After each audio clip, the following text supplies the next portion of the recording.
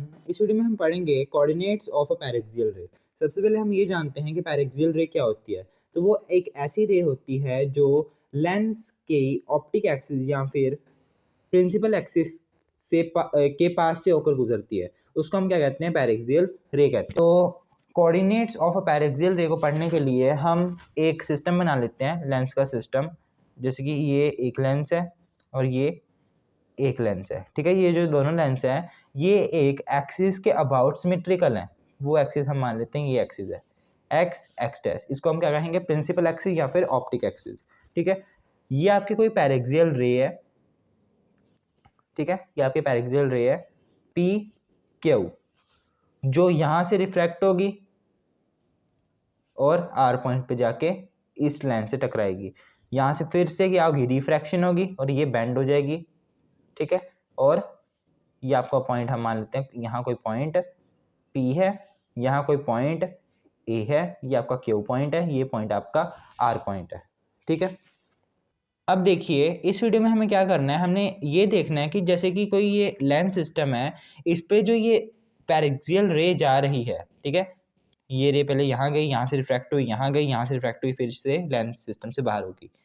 तो ये जो पॉइंट्स हमने इसके ऊपर लिए हैं ए क्यू आर बी, इसके कोऑर्डिनेट्स को हम कैसे लिखेंगे, ठीक है। इनके कोऑर्डिनेट्स को हम कैसे लिखेंगे? इनके कोऑर्डिनेट्स को लिखने के लिए हमें कुछ अजम्पशंस करनी पड़ेंगी। वो हम मान लेते हैं कि ए जो पॉइंट है वो प्रिंसिपल एक्सिस से y1 डिस्टेंस पे है, ठीक है। जो ये क्यू पॉइंट है ये प्रिंसिपल एक्सिस से y2 डिस्टेंस पे है। ये जो आर पॉइंट है ये प्रिंसिपल एक्सिस से y3 डिस्टेंस पे है। और जो ये बी पॉइंट है ये प्रिंसिपल एक्सिस से y4 डिस्टेंस पे है। आपको एक और असम्पशन लेनी है। आपको मान लेना है कि जो ये इस पॉइंट पे जो ये पी क्यू रे है, ठीक है, वो एंगल बना रही है अल्फा 1 प्रिंसिपल एक्सिस के साथ। ये लाइन जो कि इसके बिल्कुल पैरेलल है और ये अल्फा 1 एंगल बना रही है इस पॉइंट पे पैरेक्सियल रे के साथ। यहाँ भी हम एक बिल्कुल पैरेलल लाइन बनाएंगे। ये जो एंगल अल्फा 1 है, ठीक है, तो जो ये वाला एंगल होगा वो भी कितना होगा? अल्फा 1 ही होगा। ये एंगल अल्फा 1 है तो ये भी एंगल अल्फा 1 ही होगा, क्योंकि ये पैरेलल दो लाइंस हैं, इनके बीच में से एक ये ट्रांसवर्सल जा रही है। तो अल्टरनेट एंगल्स क्या होते हैं? इक्वल होते हैं। तो ये अल्फा 1 है तो ये भी अल्फा 1 होगा, ठीक है। ये एंगल हम मान लेते हैं ये आपका एंगल अल्फा 2 है। सिमिलरली ये एक आपकी मतलब कि प्रिंसिपल एक्सिस है, ठीक है, जो इस पॉइंट पे में से हम पास करवा रहे हैं। ये इस रे के साथ एंगल बना रही है अल्फा 2 और इस रे के साथ एंगल बना रही है अल्फा 3, ठीक है। सिमिलरली इस पॉइंट पे हम एक लाइन खींचेंगे, ये आपकी अल्फा 4 एंगल बना रही है। सॉरी, ये अल्फा 4 नहीं होगा जी, ये अल्फा 3 है, तो ये भी तो अल्फा 3 होगा ना, क्योंकि ये एक पैरेलल लाइन है, ये पैरेलल लाइन है और इसके बीच में ये ट्रांसवर्सल जा रही है। तो अल्टरनेट एंगल्स क्या होते हैं? इक्वल होते हैं, ठीक है। तो ये भी अल्फा 3 होगा। ये अल्टरनेट एंगल्स नहीं है, कॉरस्पॉन्डिंग एंगल्स हैं, वो भी क्या होते हैं? इक्वल होते हैं, ठीक है। तो ये भी अल्फा 3 और ये भी अल्फा 3 एंगल होगा।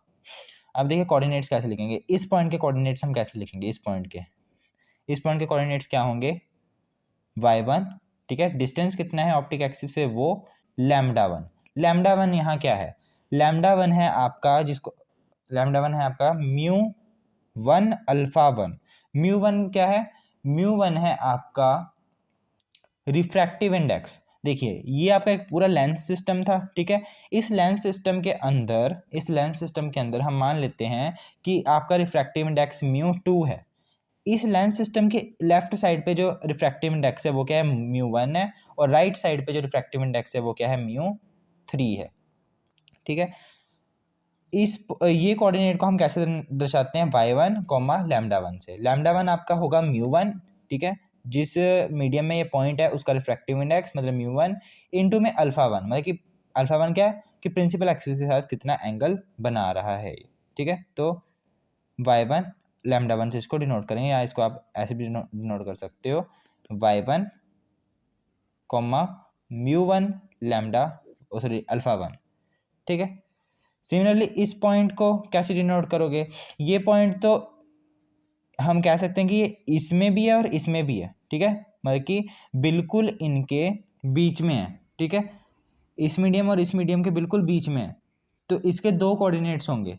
एक कोऑर्डिनेट तो इस रिफ्रैक्टिव इंडेक्स के लिए होगा, एक कोऑर्डिनेट इस रिफ्रैक्टिव इंडेक्स के लिए होगा। देखिए तो इसका एक कोऑर्डिनेट क्या होगा, एक कोऑर्डिनेट तो होगा, डिस्टेंस कितना है प्रिंसिपल एक्सिस से, y2 है, ठीक है। तो y2 comma lambda two, lambda to, lambda to यहाँ क्या है, लैम्डा टू है आपका म्यू, सॉरी लैम्डा टू नहीं, लैम्डा वन ही आएगा, लैम्डा वन, ठीक है। तो लैम्डा वन आपका फिर से क्या था, mu one alpha one.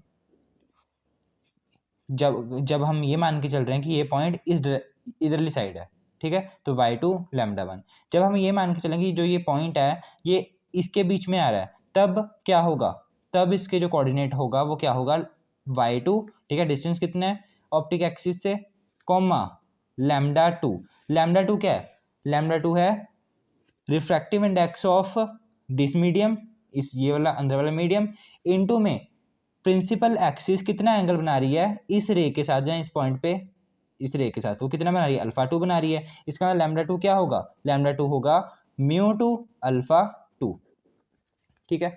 Similarly इस पॉइंट पे भी दो कोऑर्डिनेट्स होंगे, एक तो इसके लिए एक इसके लिए, क्योंकि ये दोनों मीडियम के बीच में है बिल्कुल पॉइंट।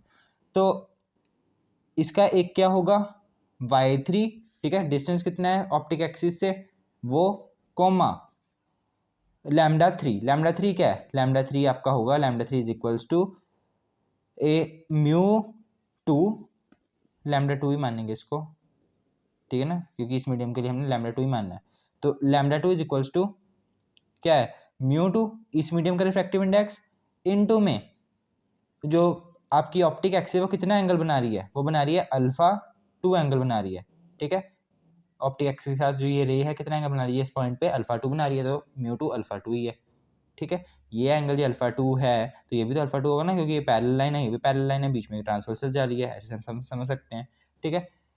तो एक कोऑर्डिनेट तो इसका हो गया y3 लैम्डा थ्री, एक और कोऑर्डिनेट होगा इसके रिस्पेक्ट में, वो क्या होगा y3 ही रहेगा, मतलब y3 इंटू में lambda four, sorry lambda three, ये लैम्डा टू आएगा यहाँ, लैम्डा थ्री, लैम्डा थ्री क्या होगा यहाँ देखिए, हम इस मीडियम के रिस्पेक्ट में करें तो इसका रिफ्रैक्टिव इंडेक्स क्या है, म्यू थ्री है, ठीक है। और इस मीडियम के अंदर जो ये प्रिंसिपल एक्सिस है वो कितना एंगल बना रही है पैरेक्सियल रे के साथ, अल्फा थ्री बना रही है, तो ये होगा अल्फा थ्री, तो लैम्डा थ्री किसके इक्वल होगा, म्यू थ्री अल्फा थ्री। तो इसके दो कोऑर्डिनेट्स हैं, ये है एक ये है। सिमिलरली ये आपका पॉइंट बी है, ठीक है, इसी रे के ऊपर, तो इसी रे के ऊपर ये पॉइंट बी है, तो ये कितना एंगल बना रहा है, मतलब कि इसके कोऑर्डिनेट क्या होंगे, तो वही बात, डिस्टेंस कितना है ऑप्टिक एक्सिस से, y4 है, ठीक है। साथ में लैम्डा क्या होगा, लैम्डा थ्री ही होगा, ठीक है। लैम्डा थ्री क्यों, इस मीडियम के लिए लैम्डा थ्री ही है, ठीक है। लैम्डा थ्री की वैल्यू क्या है, म्यू थ्री अल्फा थ्री है, म्यू थ्री इस मीडियम का रिफ्रैक्टिव इंडेक्स म्यू थ्री है, और ये एंगल कितना बना रही है ऑप्टिक एक्सिस के साथ, ये वाली रे अल्फा थ्री एंगल बना रही है, ठीक है।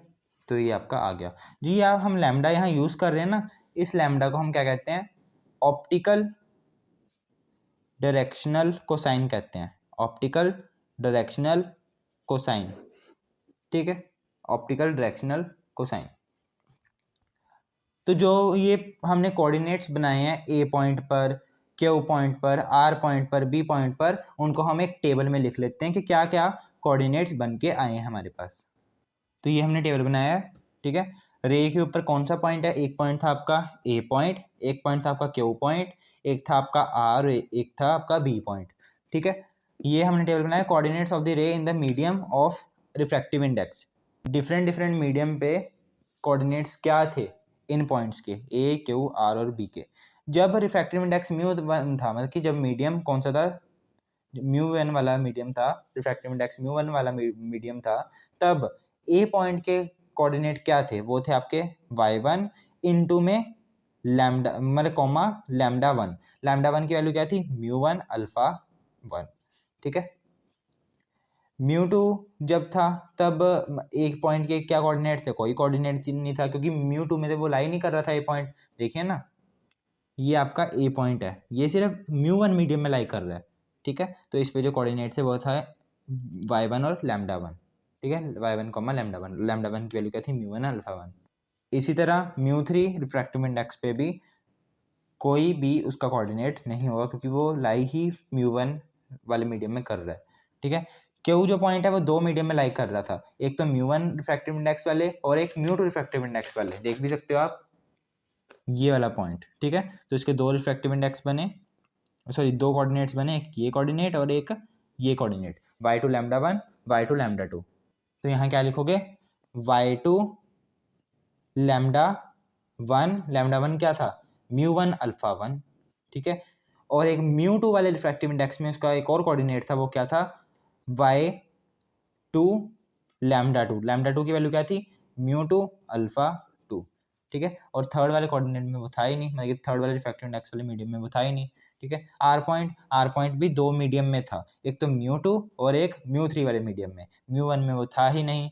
इसमें उसके कोऑर्डिनेट्स कितने आए थे, कौन सा आया था y3 इंटू में λ2 की वैल्यू क्या है μ2 α2।